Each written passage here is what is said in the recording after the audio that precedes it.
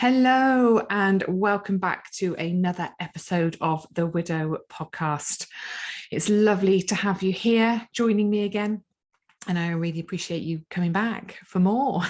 So today I want to talk to you about choices, the choices that we have in our grieving journey. Now, this may well ruffle some feathers, make you feel uncomfortable, annoyed, frustrated, but just bear with me, hang in there and listen to what I've got to say. And remember to listen with an open heart and an open mind. We can't always control what happens to us in life. We know that, but what we can control is how we choose to respond. And that's quite difficult. That's quite difficult, I think, sometimes to understand or even to put into practice. Because when our emotions are heightened, we often lose our sort of clarity of thinking, and we feel like we lose control and we react. But sometimes if we can just stop, take a breath and think about what we want our next step to be, we can choose a response that is more aligned with who we are, the person that we want to be, and that will help us move through life a little bit more positively, a little bit more easily, I suppose. Now, you know, it's funny, you see a lot of quotes out there, don't you, about choose happiness. You know, you can choose to be happy. It's a choice you have. And to a certain extent, I kind of buy into it. I get it.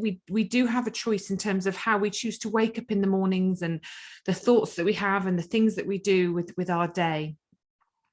But sometimes, you know, and especially in grief, we can choose to want to be happy as much as we like. And sometimes we're desperate to feel happiness, but we just can't, because the grief is raw and it's heavy and it needs tending to. It needs some love. It needs some attention.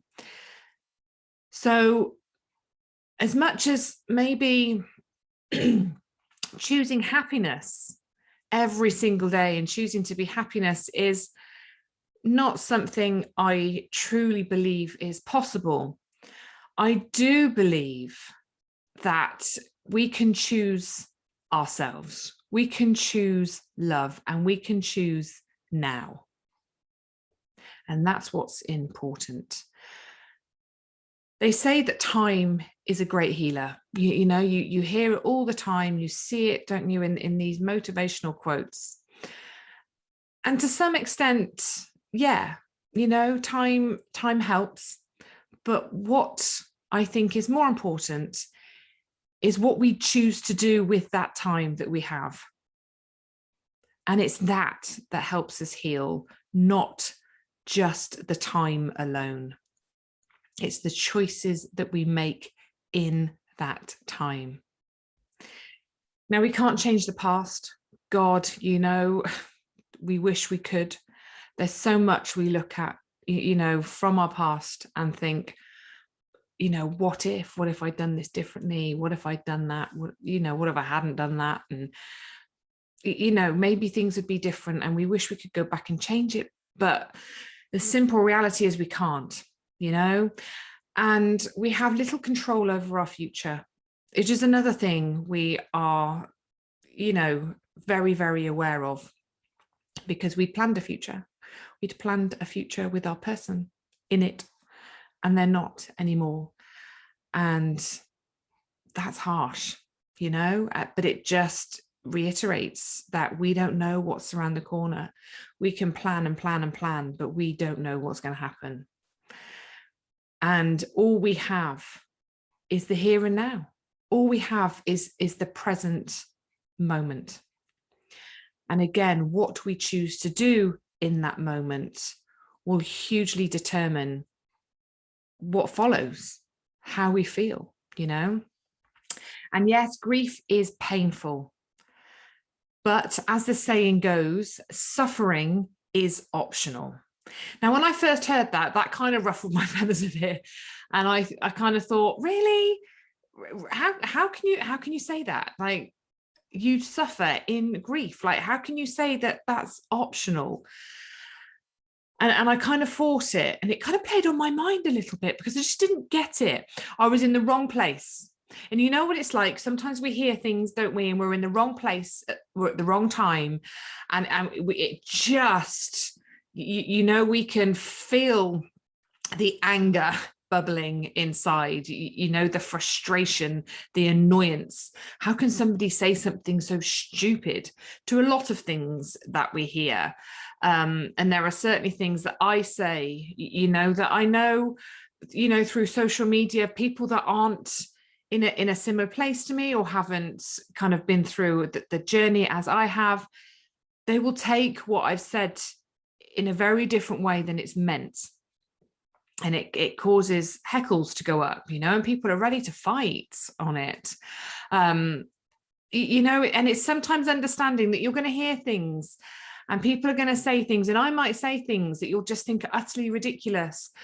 But just remember, we all travel things and we all travel journeys in different ways at different paces.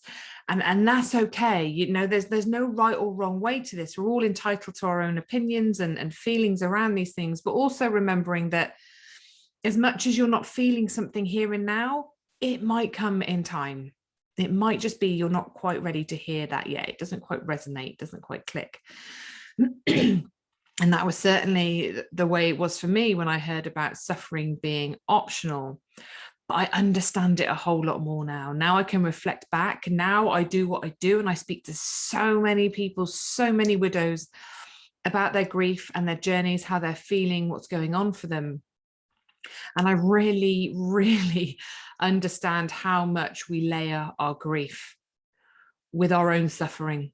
And a lot of what we are going through in our grieving journey is what we have placed on it, what we have layered it with meanings that aren't necessarily true, and that is what I help people to change. The stories that we tell ourselves, the meaning that we place on things, the way we perceive things, the way we think about things, the words we use. There's just so much.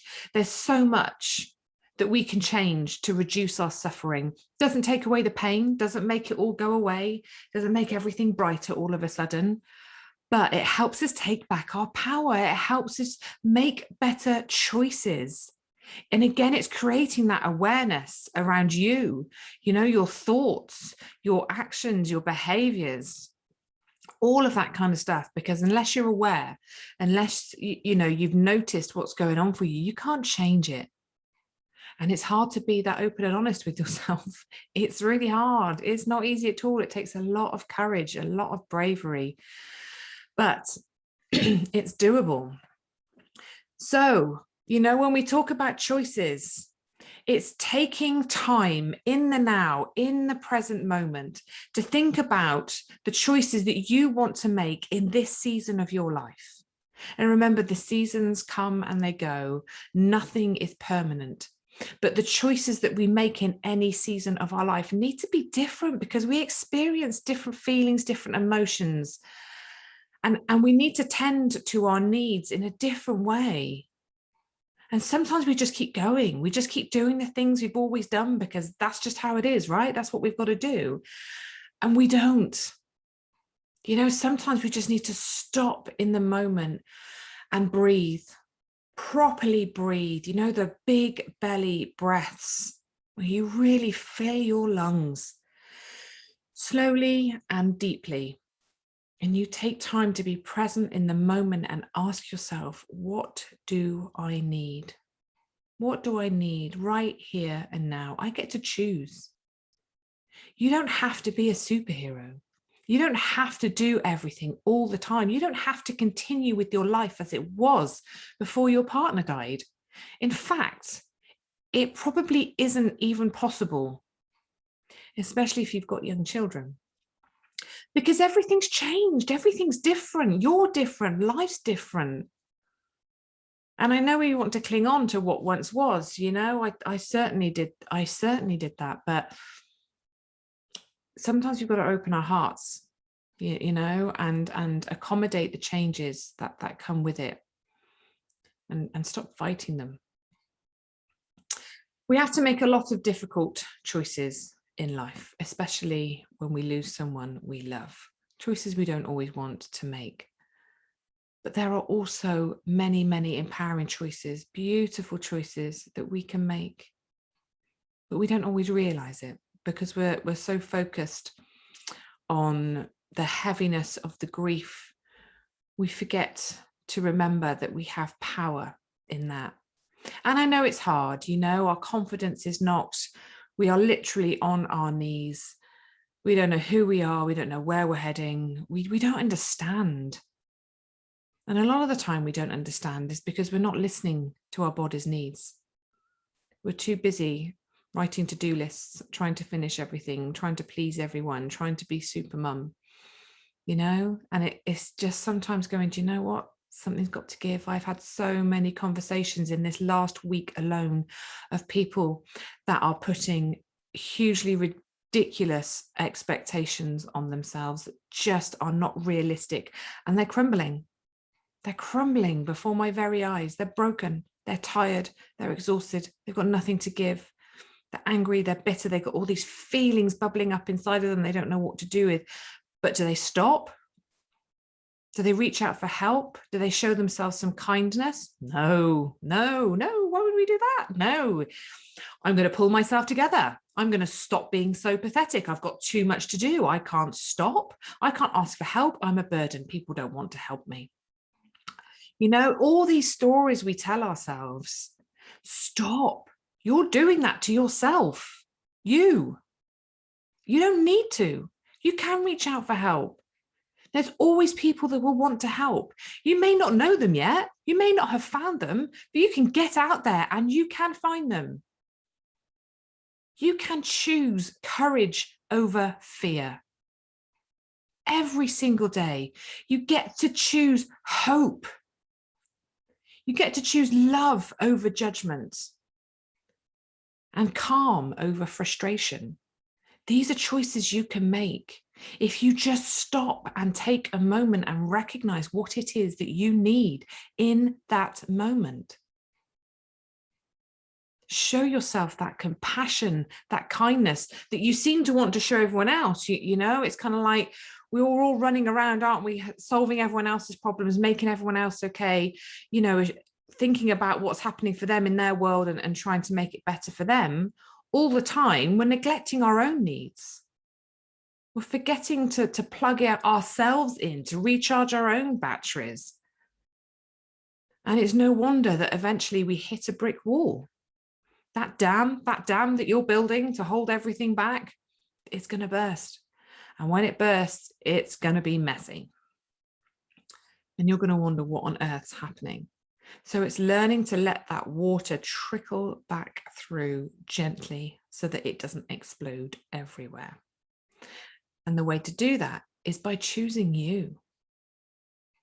There are so many choices you can make that are going to help you in your grieving journey. Choose to show yourself kindness and compassion, not judgment and criticism.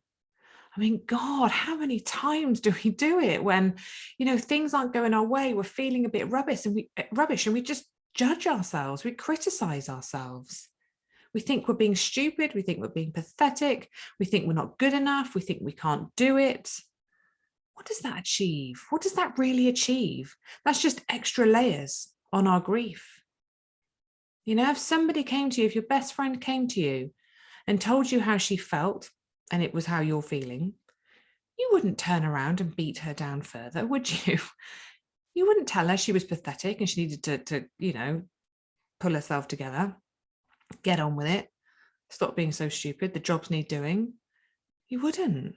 So why don't we speak to ourselves like that?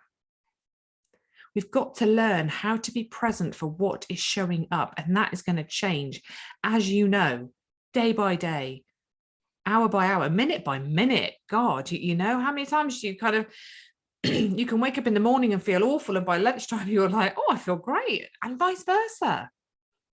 It doesn't take much to knock us, especially in the raw early days of grief. And it's learning to tap into what's going on for us at any given moment. Choosing that love, choosing that kindness. It takes a lot of self-awareness, but it's doable. It is absolutely doable. And it's understanding that where you focus your mind, how you use your words and how you treat yourself, it's all up to you. That they are your choices, nobody else's. But often we are just choosing unkindness, frustration, guilt, shame, criticism, judgment. And why? Why are we doing that to ourselves? So, what exactly can we choose? There's so much we can choose. We can choose our responses, as I said. We can choose how we respond to any given situation. Can't always choose the situation we're in, but we can choose how we respond to it. We can ultimately choose if we're going to be a victim or a victor. That's your choice. You can choose your words. I mean, how many times are you choosing words that are wearing you down? I'm not good enough. I can't do this. You can do this. You may not be able to do it right now, but you can learn, and it's understanding that, using words like never and always are very final. I will never be happy again. I will never be the same again. My life will never be good again. I'm always going to be miserable. That's not true. Not if you don't want it to be.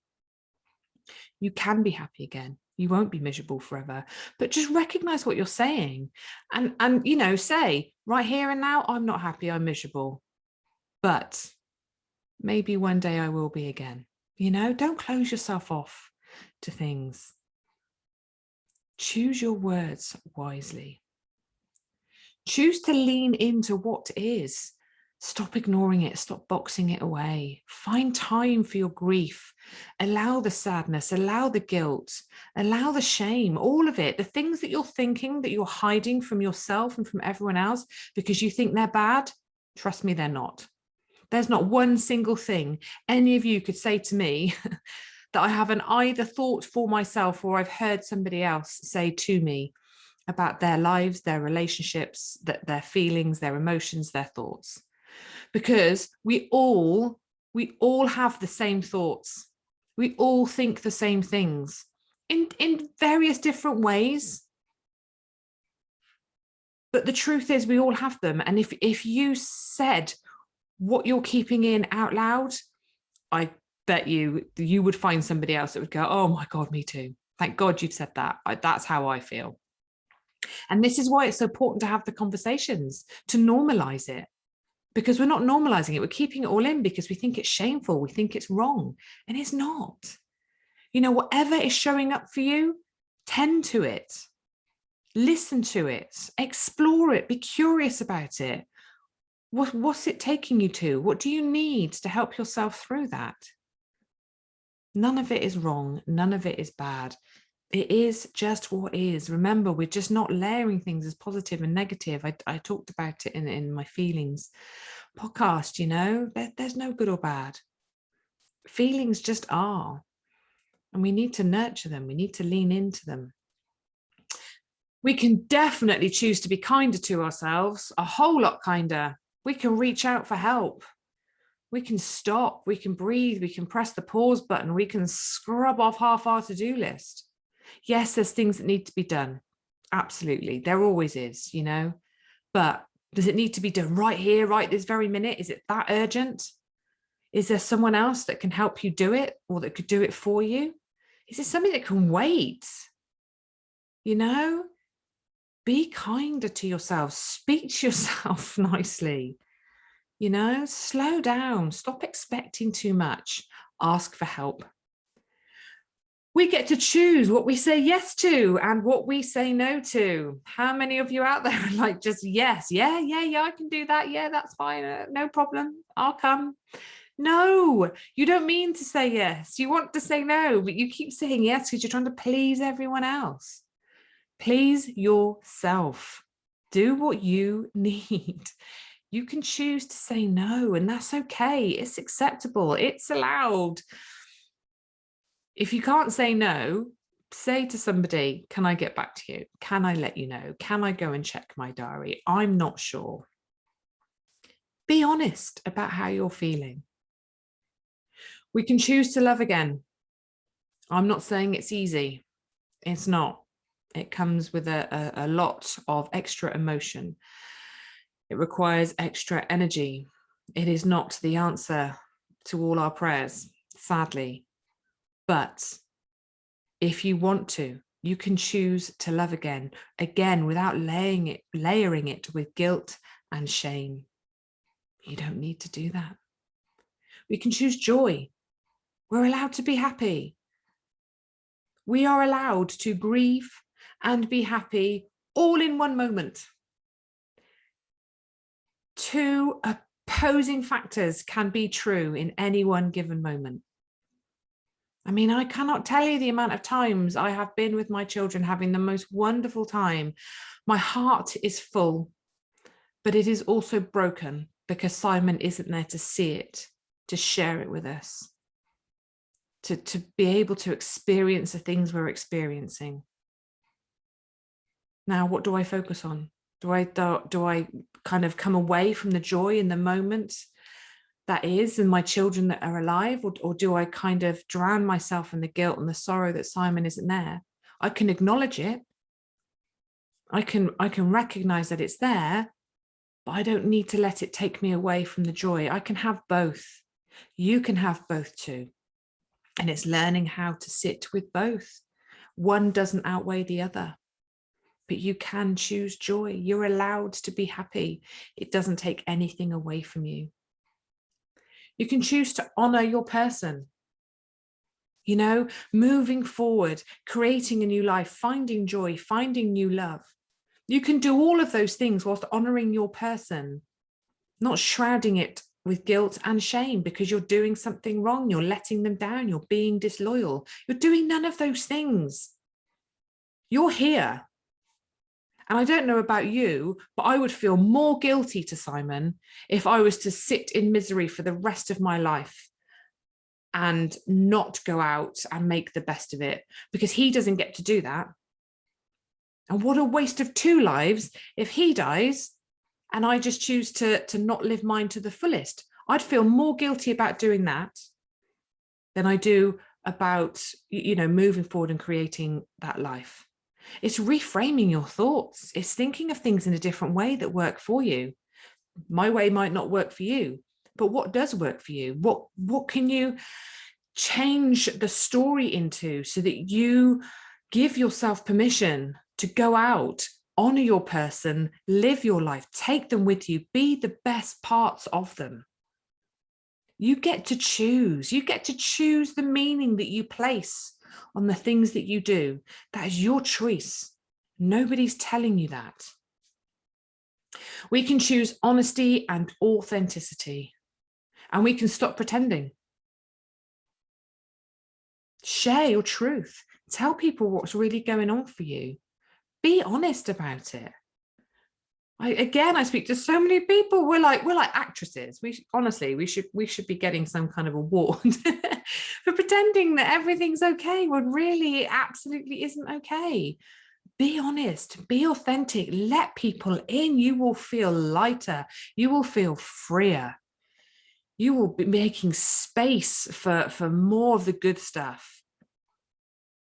You know, you don't have to keep it all in. You don't have to do it all alone. You don't have to keep pretending.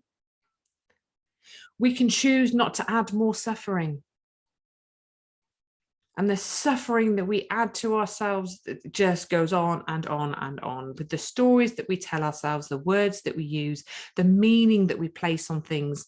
You know, the way we perceive the world, all of that adds more suffering to our grief.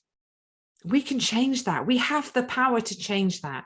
We can choose the way we perceive the world. We can choose the meaning that we place on things. Dating somebody else doesn't mean that you no longer love your person.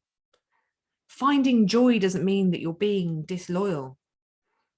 You know, how somebody else responds to you says way more about them than it does about you. You know, we can choose how we perceive these things. Choose to look at everything you have done, not the one or two things you think you haven't done. Choose your boundaries. Choose who you spend your time with and how you spend your time. I speak to so many people again that just are spending time with people that don't fill them up, don't love them, don't support them, don't nurture them. And they do things with their time they don't want to do, that they just feel nothing about, because we're just doing what we've always done, right? And that's just how it is. No, life is about change. It's always going to be changing. It's always going to be evolving, and we need to adapt. We are very adaptable, very adaptable. I'm not saying it's easy. I'm not saying it's always fun, but it's doable. And we get to choose how to make those changes. We have so much power. And I'm not saying all this takes away your pain, that makes everything better. It doesn't. The pain is still there. But by blocking the pain, by adding the suffering with the stories that you tell yourself, by not dealing with what's showing up for you in that moment, you're making it a lot harder for yourself. We've got to learn to sit with the uncomfortable. I know it hurts. I know it's horrible. And I know it feels like you're never going to get out of it. It takes a long time and we're exhausted. When's it going to end? When's life going to be normal again? You know, there are a lot of big questions flying around your head, questions you want answers to that you can't answer. Don't go too far ahead. Don't think too far into the future.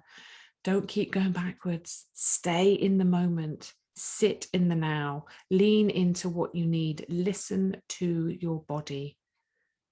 Connect with others. Reach out for help. Sit with your grief. Allow the joy. Everything that is showing up needs your attention, needs your kindness. And it's down to you. It is absolutely down to you how you choose to live your life day to day, how you choose to speak to yourself, how you choose to respond to situations, who you choose to spend your time with, how you spend your time, the words you use, what you say yes to, what you say no to, what you allow yourself. Remember that. I am sending you all lots of love as always, and I look forward to seeing you on the next episode of the Widow Podcast. Take care. Goodbye.